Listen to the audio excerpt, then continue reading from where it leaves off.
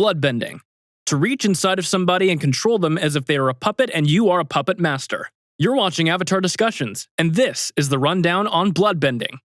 Bloodbending is a specialized subskill and a rare waterbending variant that enables an exceptionally skilled waterbender to take hold of water inside of the blood, inside of the body of an individual, and control them, enabling the bender to move the muscles of the human. As well as the darkest, most effective, and most feared of all bending techniques, this technique is referred to as the highest level of waterbending, and it is the only art known to endanger the mental state of the user. A waterbender named Hama discovered the technique when she was imprisoned in a prison built specifically by the Fire Nation to house waterbenders.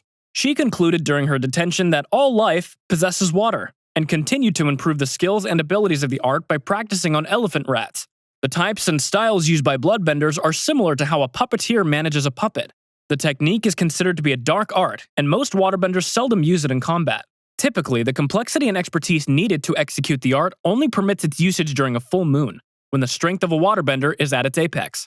Without the assistance of the full moon, only Yakone, Tarlok, and Amon displayed the ability to perform the art. Yakone and Amon were capable of bloodbending without using their weapons, also known as psychic bloodbending, by being naturally talented and having trained vigorously. Bloodbending is never extended to everyday activities.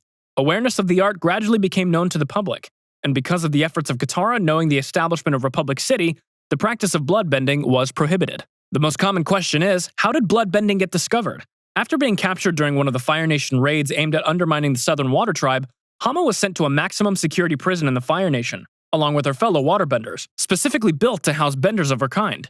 There, the guards were careful not to provide inmates with any sort of bendable material that they could use in making a reprisal, going so far as to chain the prisoners' limbs until they were allowed to drink, and at any sign of resistance using cruel retaliation. Hama was able to feel the enrichment offered to her by the full moon, despite the helplessness she experienced while imprisoned. She started to formulate a scheme that would lead her to escape, and finally discovered that bendable water was filling the elephant rats continuously scurrying around the bottom of her cage. Hama sought to take possession of the blood inside one of the creatures upon the arrival of the next full moon, and succeeded for the first time, successfully executing bloodbending, mastering it to a point at which she could control the movement of an entire horde of rats effectively. Hama used bloodbending to manipulate a passing guard during the following full moon, forcing him to open her cage and allow her to escape. For the first time in many years, Hama walked free, and eventually settled in a village near the outskirts of the archipelago of the Fire Country. Bloodbending was passed on from person to person, first taught to Katara. Although, that leaves one big question. If Hama was the only bloodbender and she taught Katara, who refused to bloodbend, how are there more bloodbenders? That question has remained unanswered ever since we learned about Yakone and his children, and we will probably never know. Bloodbending was used to manipulate another person to do your bidding or to end a class quickly.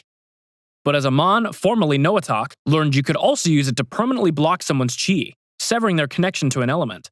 This, however, didn't matter after the final, as we know, bloodbending family died, leaving Katara the only known bloodbender. It's pretty safe to assume that she took the bloodbending secret with her to the grave. That's it. A simple rundown of the chilling ability of bloodbending. Let us know what you think in the comments below. Thanks for watching, and stay flamin'!